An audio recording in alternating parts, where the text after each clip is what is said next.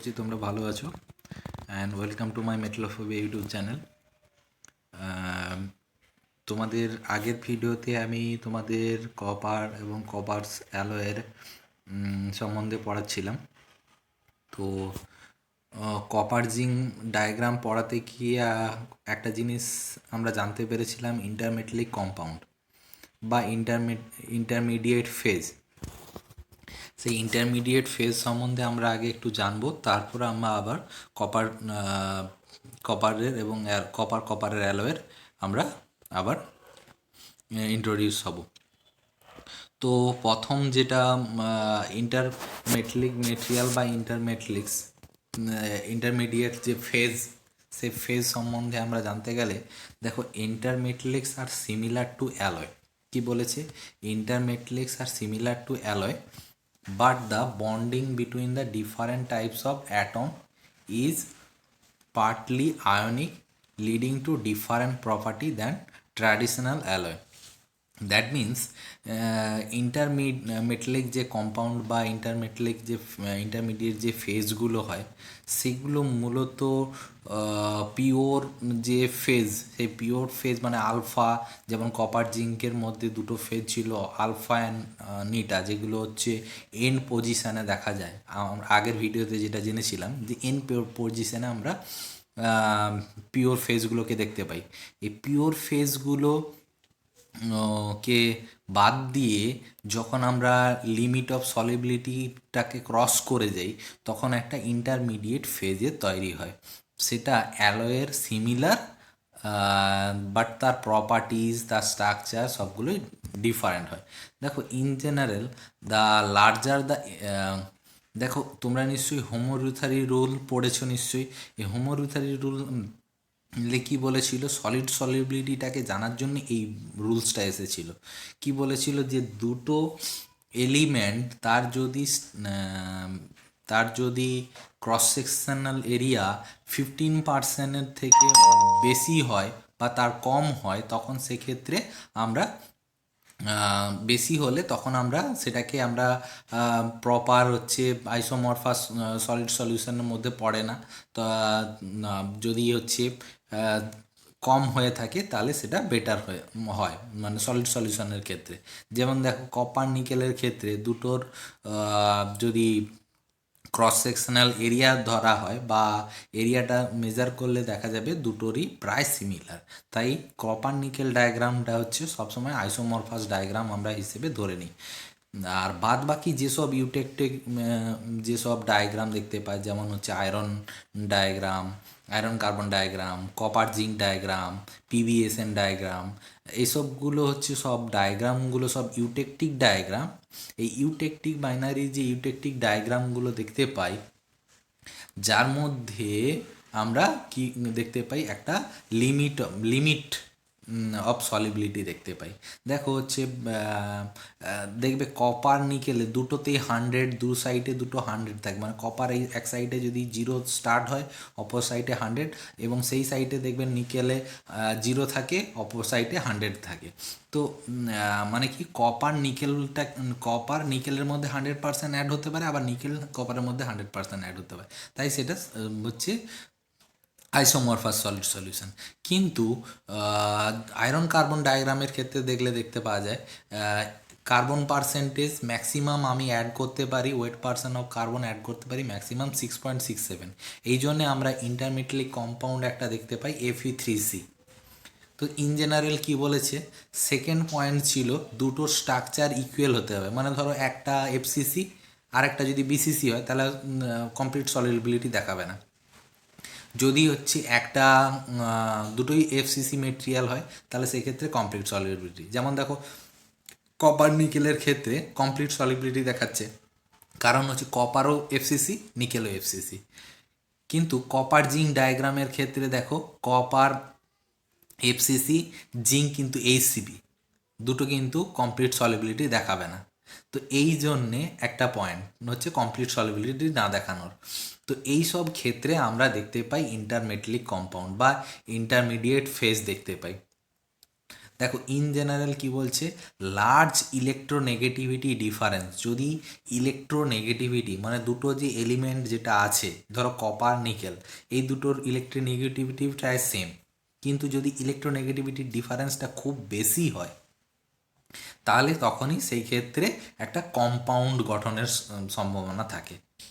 ঠিক আছে, তো দেখো বলেছে element with similar electronegativity ten to form alloy, where element with large electronegativity difference ten to have more ionic bond, যার ফলে কি হয় আমাদের কম্পাউন্ড, কম্পাউন্ড সবসময় ইন্টারমিডিয়েটলি কম্পাউন্ড সবসময় আয়নিক বন্ডের সাহায্যে হয়, এটা সবসময় তোমাদের জানা উচিত।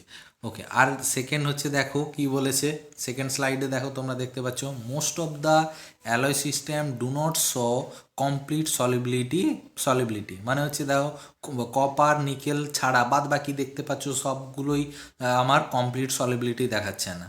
When the amount of solid alumina, দেখো এইটা সব থেকে ভাইটাল লাইন, দেখো কি বলেছে, when the amount of solid element is more than limit of solubility মানে একটা পার্টিকুলার লিমিট রয়েছে যার উপরে আর মেশানো যায় না সেই মেটেরিয়াল অ্যালয় করা যায় না, সেই ক্ষেত্রে a second phase also appear apart from the primary solid solution, মানে একটা সেকেন্ড ফেজের সৃষ্টি হয়।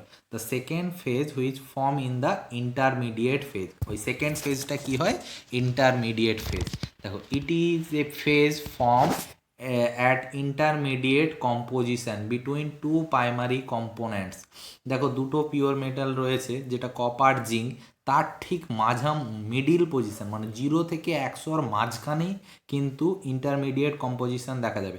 এন্ড পজিশনে কখনো ইন্টারমিডিয়েট কম্পোজিশন মানে ইন্টারমিডিয়েট ফেজ কিন্তু দেখা যায় না। দেখো আয়রন এই যে কপার জিঙ্ক ডায়াগ্রামে এই যে বিটা ডেল্টা এগুলো দেখো ঠিক মিডিল পজিশনে রয়েছে, তো এগুলো এক একটা হচ্ছে ইন্টারমিডিয়েট ফেজ, এগুলো এক একটা ইন্টারমিডিয়েট ফেজ। দেখো যদি তোমাদেরকে এক্সাম্পলের সাহায্যে বোঝাই, দেখো এক্সাম্পল হিসেবে দেখো alpha gamma in MOH RH system, আচ্ছা সব থেকে তোমরা দেখো বিটা ফেজ যেটা দেখতে পাচ্ছ সেটা হচ্ছে ব্রাসে, সেটা একটা ইন্টারমিডিয়েট ফেজ। তেমনি অ্যালুমিনিয়াম কপার সিস্টেম, যখন আমরা অ্যালুমিনিয়াম পড়বো তখন দেখতে পাবো CuL2, এটা হচ্ছে একটা ইন্টারমিডিয়েট ফেজ, তাহলে এটি একটা ইন্টারমিডিয়েট ফেজ। দেখো ডায়াগ্রামটাতে গেলে তোমরা আরও ভালো করে বুঝতে পারবে। দেখো ডায়াগ্রামটাতে গেলে তোমরা আরও একটু ভালো করে বুঝতে পারবে। দেখো এই যে আমাদের যে ডায়াগ্রামটা হচ্ছে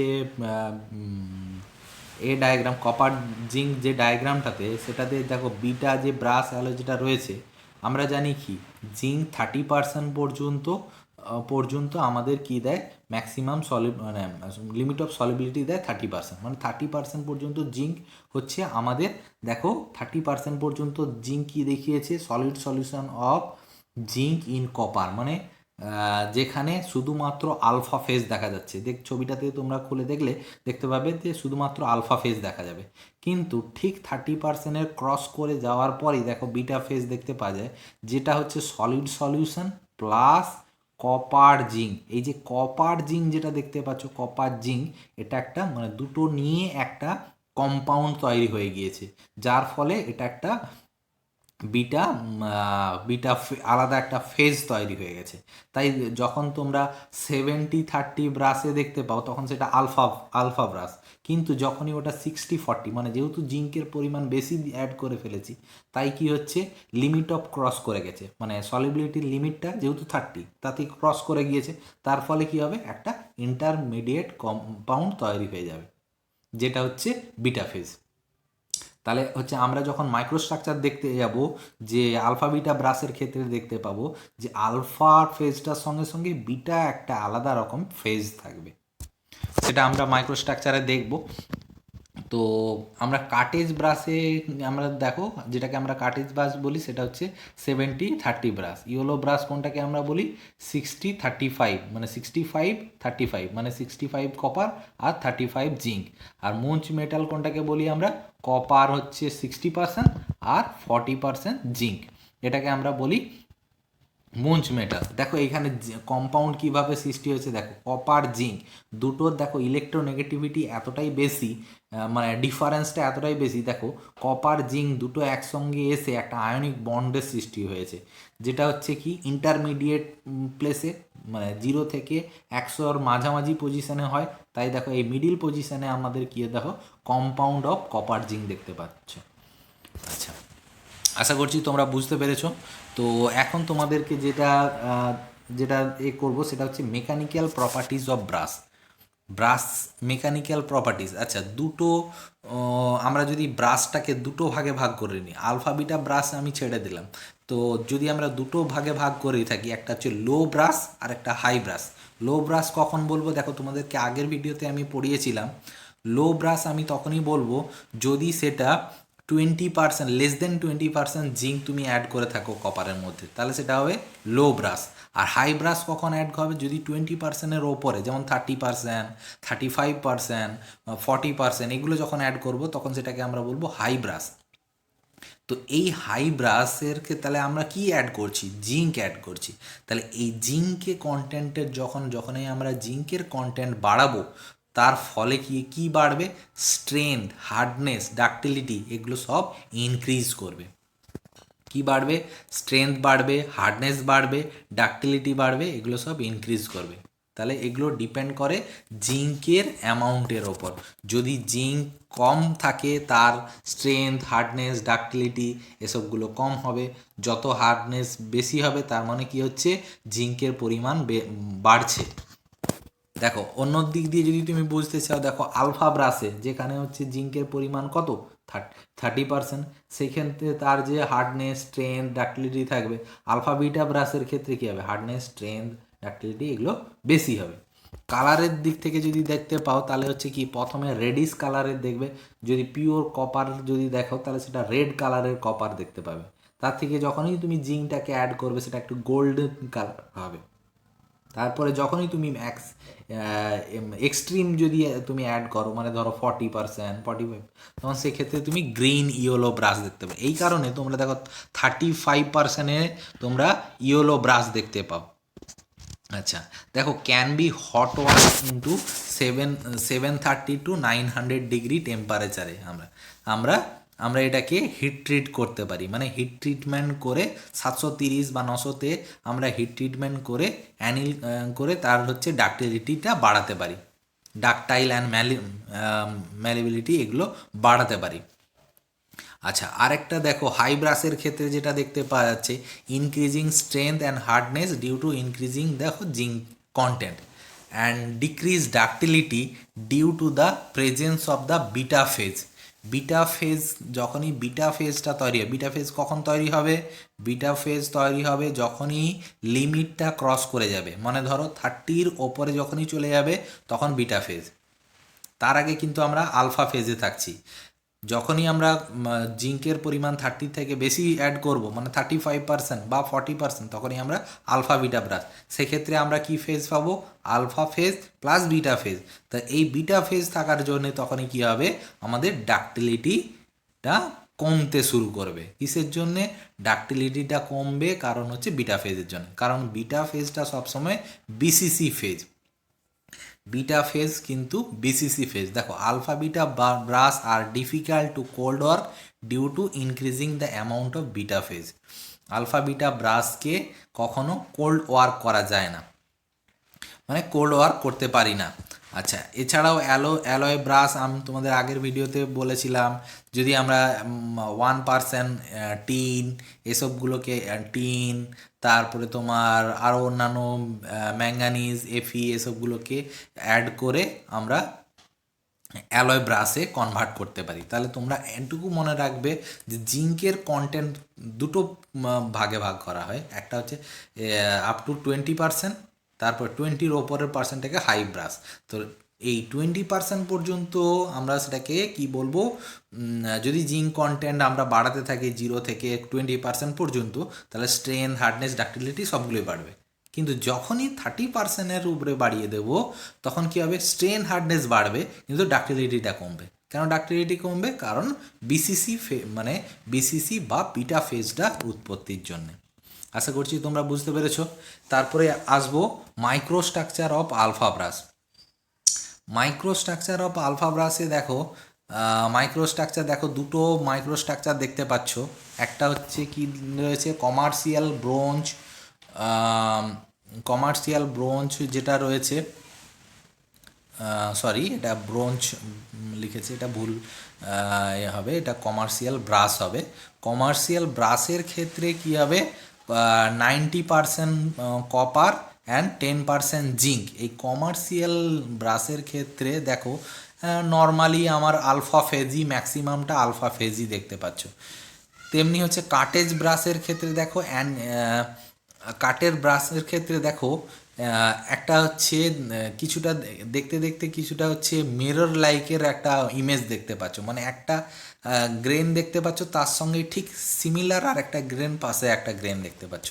যে এই মিরর, যদি এই মিরর আকৃতির যদি দেখতে পাও, তাহলে সেটাকে বলা হয় টুইন। দেখতে কিছুটা যেন যেমনি মনে হবে যেন দুটো লাইনের, দেখো মনে হবে যেন দুটো লাইন পাশাপাশি, দুটো লাইন রাখা রয়েছে, পাশাপাশি দুটো লাইন, এইভাবে হচ্ছে অ্যানিলিন টুইনগুলো দেখতে পাওয়া যায়।